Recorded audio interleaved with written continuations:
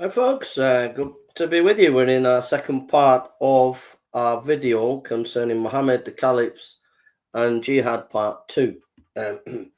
So what have we learned so far?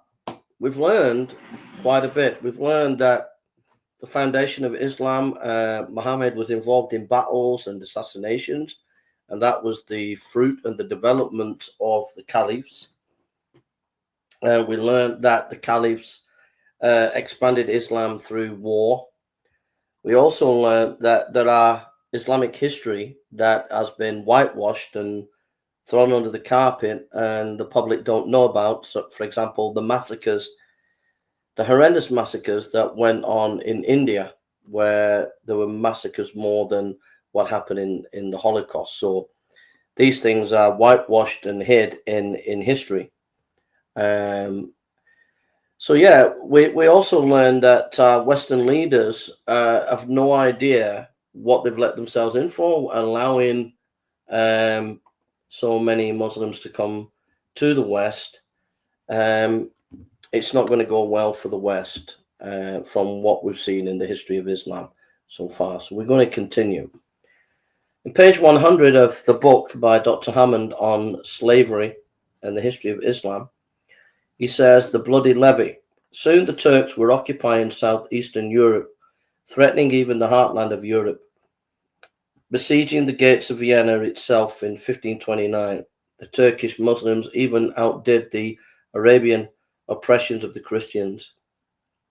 In addition to the crippling jizya tribute tax, the Turks demanded an annual blood levy of Christian boys in peacetime. 1 out of every 5 Christian boys was forcibly recruited into the Sultan's army. This was introduced by Sultan Orkham in the 14th century. Ibn Warwick describes the scene. On a fixed date, all the fathers were ordered to appear with their children in the public square. The recruiting agent chose the most sturdy, handsome children in the presence of the Muslim judge. Any father who shirked his duty to provide children was severely punished. This system was open to all kinds of abuse. The recruiting agents often took more than the prescribed number of children and sold the surplus back to their parents. For 3 centuries, beginning in 1350, the Muslim occupiers led military expeditions into Christian villages to kidnap Christian boys for training as the Sultan's janissaries. This Turkish blood levy upon the Christians has left such a deep scar on the collective memory of the Balkan Christians, especially the Serbs and Bulgarians, that it continues to contribute to the hostilities of Bosnia and Kosovo. The Turkish invasion destroyed the dynamic and creative Christian civilization of Byzantium, Serbian, and Bulgaria. Just to say, these kidnappings of young boys, it's a historical fact that what they would do with these boys when they took them back to the Sultan, they would castrate the boys, and it was a bloody castration, and it was only 1 in 10 boys that would survive the castration. Yes, let that sink in. 1 in 10 boys would survive the castration. And then that boy was trained to be a janissary or soldier for the Sultan. Very cruel, very, very cruel people. Very cruel people indeed.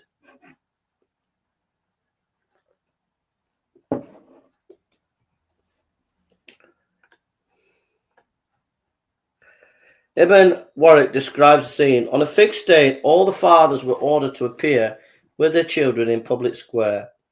The recruiting agents chose the most sturdy, handsome children, etc. For 3 centuries, beginning... Right, we've done that. The tide turns. In 1492, the Spaniards finally succeeded in freeing Spain from the centuries of Muslim occupation with the fall of Granada. Cyprus fell in 1571 after a heroic defense by 5,000 Greek and Italian Christians who killed 6 times their number of Turkish aggressors. Unspeakable cruelties and mutilations were perpetuated on the capture of Christian prisoners by the Turks. The tide of Islamic expansionism was then turned at the Battle of Lepanto on the 7th of October 1571, when the Christian fleet under Don Juan of Austria with 208 warships met the Turkish fleet of 230 warships. Hand-to-hand combat ensued and the Austrians flowed onto the Turkish vessels.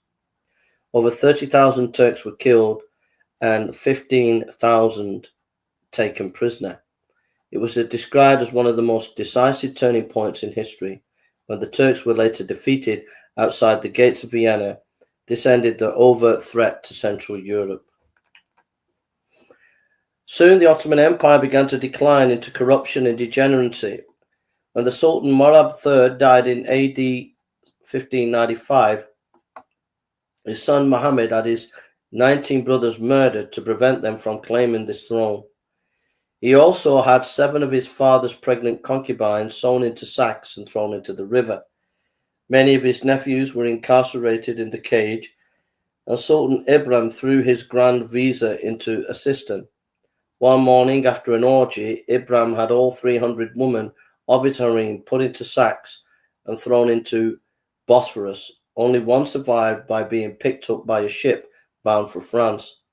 When Ibrahim was finally assassinated, the Ottoman Empire was torn apart by corruption, nepotism, and insufficiency, misrule, and power struggle.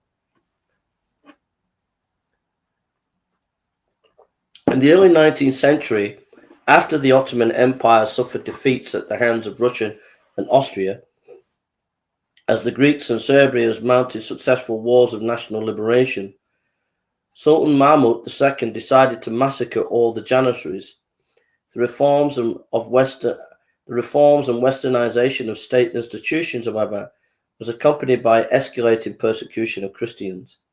Despite the adopting of Western-style constitution in 1839 to placate the European powers, the last century of Ottoman rule witnessed the most thorough, complete destruction of Christian communities throughout the Middle East, Asia Minor, and the Caucasus and the Balkans. In 1822, the entire population of the Isle of Kos, tens of thousands of people, were massacred or enslaved.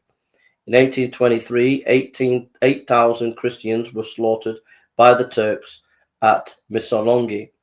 Thousands of Assyrian Christians were murdered in the province of Mosul in 1850. In 1860, over 12,000 Christians were slaughtered in Lebanon. In 1876, 14,700 Bulgarians were murdered by the Turks at the town of Bato. 7,000 inhabitants, 5,000 were put to the sword. The reports of these and other routine atrocities by the Ottoman Turks were generally suppressed by the British government of Prime Minister Benjamin Disraeli, who promoted an alliance with Turkey and against Russia. Gladstone opposed the Turcophile policies of Disraeli in these words, quote, Gladstone, "He is not a Turk as I thought. What he hates is Christian liberty and reconstruction." What Gladstone observed 125 years ago could easily be applied to foreign policies of many Western governments today. The Islamophobia in the West is not so much of love of the Turk, but hatred of Christianity. A surge of Trivovic in The Sword of the Prophet observes, the great Western powers, the heirs of those who had looted Constantinople in the Crusades and refused to help when the Turks were breaking through the walls with cannon built by a Hungarian Catholic who forced the last emperors to forswear the Orthodox faith at the Council of Florence as the price of Western help that never came. Those same Western powers, and Great Britain in particular, actually supported the Turkish subjugation of Christian Europe on the grounds that Mohammedan empire was stabilizing force and counterweight against the Austrian and Russia. The scandalous alliance with Turkey against Russia in the Crimean War reflected a pernicious frame of mind that has manifested itself more recently in the overt-covert de facto support of certain Western powers for the Muslim side in Bosnia, Kosovo, Macedonia, Chechnya, Cyprus, Sudan, East Timor, and Kashmir. Let that sink in. Let that sink in. Western powers have been often on the side of the Islamic powers, and then the Islamic powers are destroying Christian nations and Christian foundation. So Great Britain supporting the Turks during the Crimean War when the Turks were destroying Christian towns and cities. So there's got to be a reversal of this kind of policy, because this policy even exists today. It's madness, absolute madness.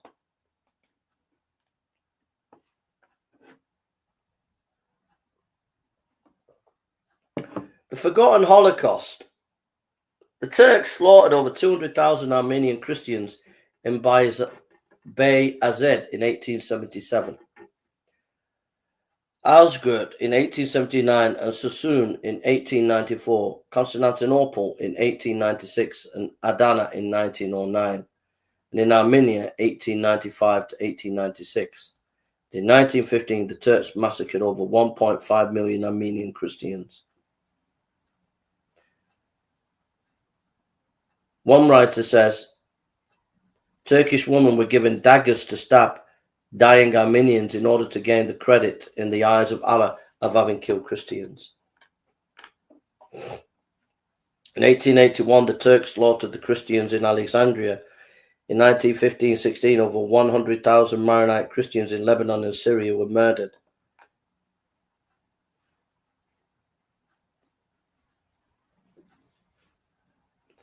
The British Prime Minister Gladstone described the Muslim Turks as they were, upon the whole, from the Black Day, when they first entered Europe, one of the great anti-human specimen of humanity, where they went in a broad line of blood marks and track behind them, and as far as the dominion reached, civilization disappeared from view. They represented everywhere government by force as opposed to government by law. Even as the Ottoman Empire crumbled and was replaced by the new Republic of Turkey under Mustafa Kemal Atatürk, the ancient city of Smyrna, with its 300,000 Christian population, was destroyed. The burning of Smyrna and the massacre of its Christian population marked the end of Greek civilization in Asia Minor. On the eve of its destruction, Smyrna was a bustling port and a vibrant commercial city. The seafront promenade was a popular tourist destination. On 9th of September 1922, the Turkish mob, organized and mobilized by the Turkish army under the command of Mustafa Kemal, attacked the Greek Orthodox Metropolitan Christomos. The mob ripped his eyes out and dragged him by the beard, bleeding through the streets, beating and kicking him. Every now and then, when he had strength to do it, he would raise his right hand and bless his persecutors, repeating, "Father, forgive them." One Turk became so infuriated that he cut off the Metropolitan's hand with his sword. Father Cosmas was hacked to pieces by the angry mob. The burning of Smyrna began on 13th of September. The inhabitants were trapped between the flames on the one side and the Turkish bayonets on the other. Wow. The curse of neutrality. Incredibly, English and American, Italian and French ships anchored in Smyrna harbor were ordered to maintain neutrality. Some of the eyewitnesses described the scene: pitiful throng huddled together, sometimes screaming for help, but mostly waiting in a silent panic beyond hope. Didn't budge for days. Typhoid reduced their numbers, but there was no way to dispose of the dead. Occasionally, a person would swim from the dock to one of the anchored ships and try to climb the ropes and chains, only to be driven off on the American battleship. The musicians on board were ordered to play as loudly as they could to drown out the screams of the pleading swimmers. The English poured boiling water down on the unfortunates who reached their vessel. The harbour was so clogged with corpses that the officers of the foreign battleships were often late to their dinner appointments because bodies were getting tangled in the propellers of their launches. A cluster of women heads bound together like coconuts by their long hair floated down a river towards the harbour. Oh my goody, yeah. So here's neutrality. Don't get involved. Don't defend the Christians. That's what we see today. We see it in Nigeria. We see it in Syria. Don't defend the Christians. This kind of neutrality business. And what happens? The Christians get slaughtered.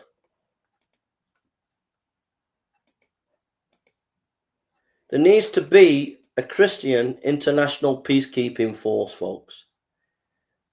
Like the Teutonic Knights or the Knight Templar. There does need to be an international peacekeeping force of soldiers that are Christian soldiers that are willing, if Christians are being persecuted, they're willing to go and step in and defend those Christians. Because the governments, the British government, the American government, do not do that. And we've seen throughout the history of Islam, many governments standing by, like the British government, allowing Christians to be slaughtered by Muslims. We definitely need an international peacekeeping force that's based on Christian principles of defending Christians. Just saying, folks.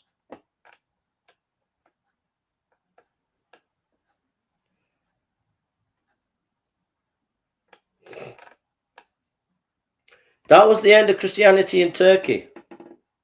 As Trivolkovic observes, at the very time Europe achieved its military and geopolitical advantage, the moral and religious decline that culminated in the auto-genocide of 1914 and 1939 had become evident.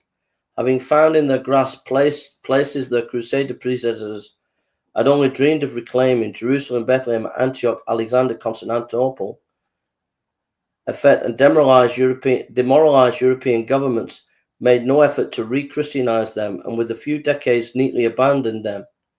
The moral disarmament of contemporary post-Christian Europe is now nearly universal. After World War I, when the installation of nominally pro-Western governments in many Muslim countries fashioned from the wreckage of the Ottoman Empire, the West seemed to have convinced itself of the existence of a benign Islam. Entire peoples have been obliterated in the Middle East. The Nestorians, the Chaldeans, the Christian communities were wiped out. As late as 1955, Istanbul Christians suffered what one reporter called the worst race riot in Europe. It is no wonder that William Moore, 1819 to 1905, one of the greatest Orientalists of his time, concluded at the end of a long distinguished career, the sword of Muhammad and the Quran are the most fatal enemies of civilization, liberty, and truth which the world has yet known. An unmitigated cultural disaster parading as God's will. Wow.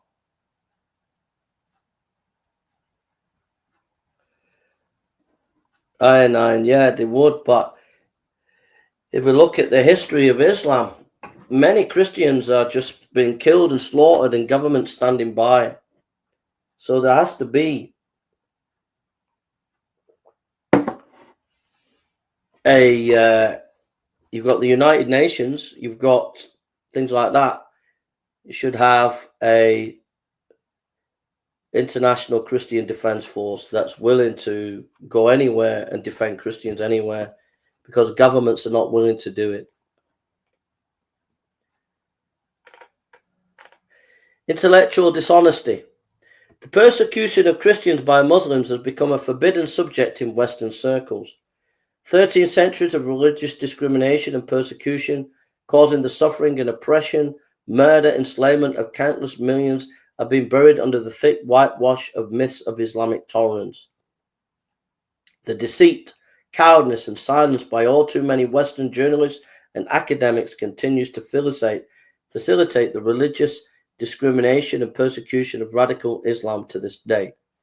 Intellectual dishonesty of those Westerners who engage in academic gymnastics to justify the invasion of other people's lands and looting and pillaging, raping, murdering, and enslaving of whole peoples needs to be exposed.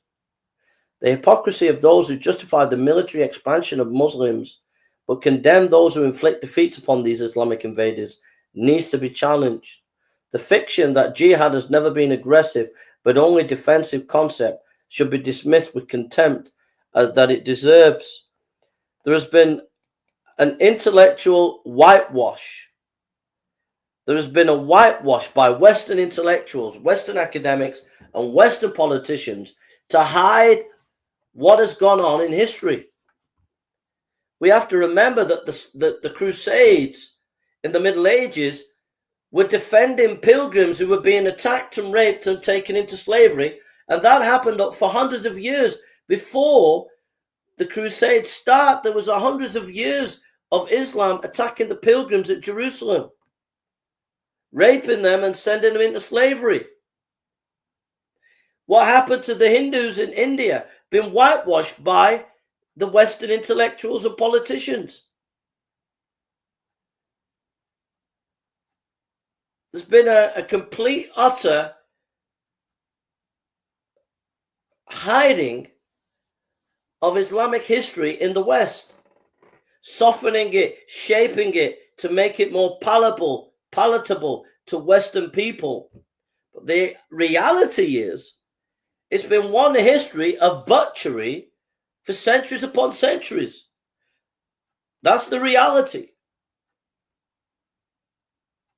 And so now we have the situation in the West where we have multiple Muslims that have come to live in the West. At some point, they will demand a caliphate in Birmingham, a caliphate in New York, a caliphate in Paris. And if they don't get it, they're willing to flex some muscle to get it. And we have let them come in to our insanity. It's insanity upon insanity upon insanity upon insanity what we have done in the West. And it's to our own detriment.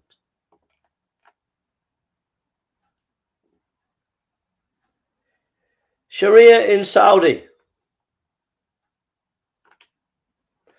For an up-to-date 21st century glimpse of Islam, look at Saudi Arabia. The US State Department report on human rights in the Kingdom of Saudi Arabia in 2000 AD gives some indication of what is in store for those countries in Europe and Africa if Islam achieves a majority and enforce Sharia law.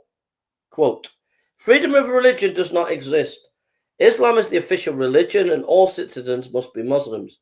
Neither the government nor society in general accepts the concept of separation of religion and state, and such separations do not exist.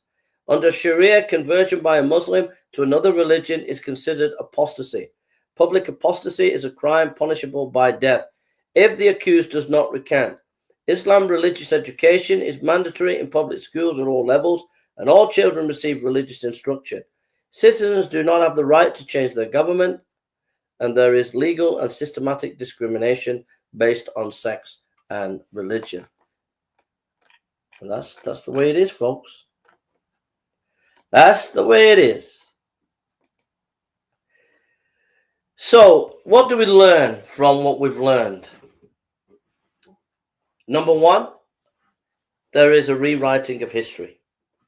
The Muslim apologist, the politicians of the West, the journalists and the intellectuals have whitewashed the history of Islam and given us a sanitized version, but it's not the reality.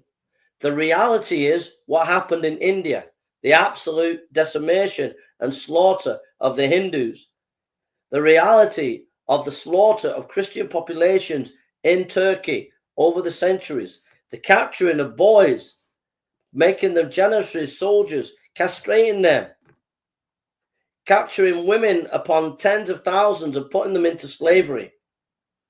This has been the history of Islam right up to the present day. And this history has been hidden, it's been whitewashed, all in the name of liberal democracy. But it's not intellectual honesty. That's number one. Number two, we have weak, appeasing leaders. We see during some of these caliphates, especially in the 19th century, that the British and European powers allied themselves with Turkey when Turkey was massacring Christians. We see this in the time of Tony Blair when he was on the side of the Bosnians. So what we see is we have Western powers, Western politicians cozying up to Islamic rulers. Yet these Islamic rulers are quick to take away the freedoms of Christians and, if possible, even put them in slavery. There are African countries that are on fire with Islamic extremism, and these Western governments are not trying to defeat them, but actually using them for their own political gains, while these Islamic groups are destroying Christian villages and towns and countries. So we have a leadership in the West that is weak, it's anemic, and it's treacherous. Yes, treacherous. Treacherous. Bringing the demise of the West on purpose to destroy it from within, allowing Islam to take root. So that's number two. That's the lesson number two. Number three, the danger of naivety. Throughout that whole history that we just looked at, there was always violence going on. Don't be naive. It's coming to the West.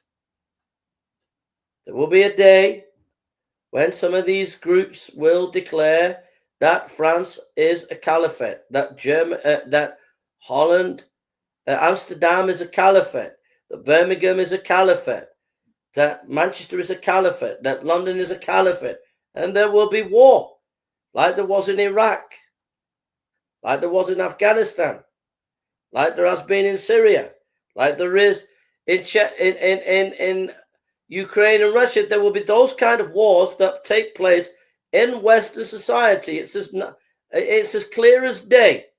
There will be a time when they will declare certain towns and cities as part of the caliphate, and that's when you're going to see a very, very ugly scenario take place. And number four, we need to be busy spreading Jesus, spreading the gospel. If we have some freedom, use it for your glory, for the glory of God, and get the gospel out. These are my thoughts on this situation. So the reason why I did these two talks is to just show you the catastrophe that the Europe is in. Europe is in a massive catastrophe. Looking at this history, Europe has created its own demise by 1,000 cuts. It's as simple as that. Okay, I'm going to go. I will be back soon. There's a lot to do, but I will be back. Nine, God bless you, and everybody else. I will be back, and I hope that this has been a blessing.